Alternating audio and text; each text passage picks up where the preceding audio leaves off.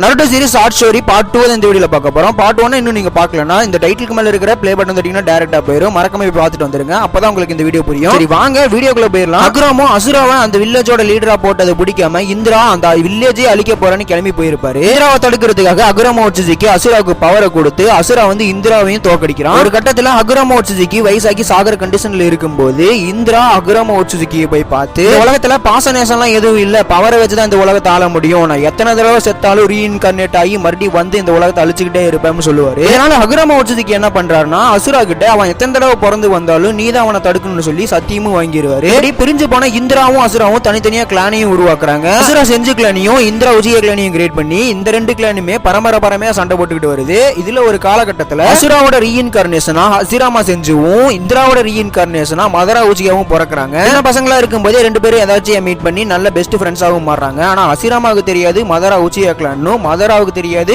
ஹசிராமா செஞ்சு கிளானும். ஒரு கட்டத்துல இவங்க ரெண்டு பேருக்குமே தெரிய வர மதரா வந்து ஹசிராமாவை பார்த்து வெறுக்க ஆரம்பிக்கிறாரு.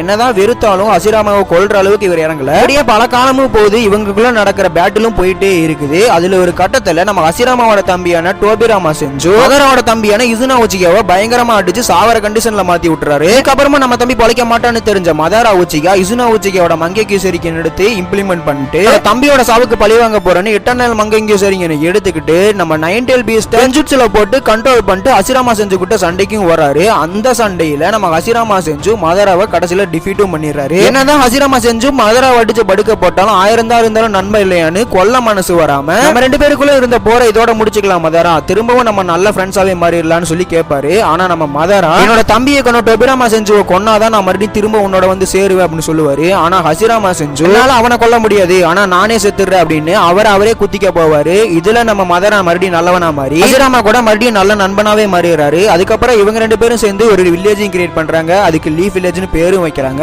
ஒரு வில்லேஜையும் கிரியேட் பண்ணியாச்சு. அந்த வில்லேஜுக்கு ஒரு லீடரை போடணும்ல, அதுக்கு நம்ம ஹசிராமா என்ன சொல்றாருன்னா மதராவை லீடரா போட்டுடலாம் அப்படின்னு சொல்றாரு. ஆனா நம்ம டோபிராமா செஞ்சு குழப்பி நம்ம மக்கள்கிட்டயே ஓட்டு எடுத்துக்கலாம், அவங்க யார லீடரா போடுறான்னு சொல்றாங்களோ அவங்களே லீடரா போட்டுடலாம் அப்படின்னு சொல்லிடுறாரு. சரி மக்கள்கிட்டயே ஓட்டு எடுத்துருவோம் அப்படின்னு சொல்லி மக்கள்கிட்ட ஓட்டு எடுத்தா அவங்க ஹசிராமா செஞ்சுவையே ஒக்காக்கேவும் மாத்தி விட்டுறாங்க. அதுக்கப்புறமா கொஞ்ச நாள் அப்படியே போயிட்டு இருக்கும். நம்ம லீஃப் வில்லேஜ்ல அகுராமா உச்சிஜிக்கு எழுதி வச்ச ஒரு பலகை இருக்கும். அந்த பலகையில பிளாக் ஜெட்ஸ் வந்து மாத்தி எழுதி வச்சுட்டு போயிடுறாங்க. இந்த உலகத்துல பீஸ்னே ஒண்ணு நிலவாது, எப்பவுமே போர் நடந்துகிட்டே தான் இருக்கும், அமைதி நிலவணும்னா அதுக்கு இன்ஃபினிட்டி சுக்கியமி தான் ஒரே வழி அப்படின்னு எழுதி வச்சுட்டு போயிடுவாங்க. சரி இதுக்கு மேலே லென்த்தா ஷார்ட்ஸ்ல போட முடியாது அப்படின்றனால அடுத்த பாட்டுல போடுறேன். அதெல்லாம் சரி இத்தனை நாளா எதுக்குடா வீடியோ போடல அப்படின்னு கேட்டீங்கன்னா எனக்கு பிளேஸ்மெண்ட் டிரைவும் போயிட்டு இருக்கு, அதே சமயத்துல காலேஜோட ஒர்க்கும் பாத்துக்கணும், அதனால தொடர்ச்சியா போட முடியல. So sorry. அதனால உங்ககிட்ட பிள்ளையா நினைச்சு நான் மன்னிச்சிருங்க. அடுத்த வீடியோல பார்ப்போம். தேங்க்ஸ் ஃபார் வாட்சிங்.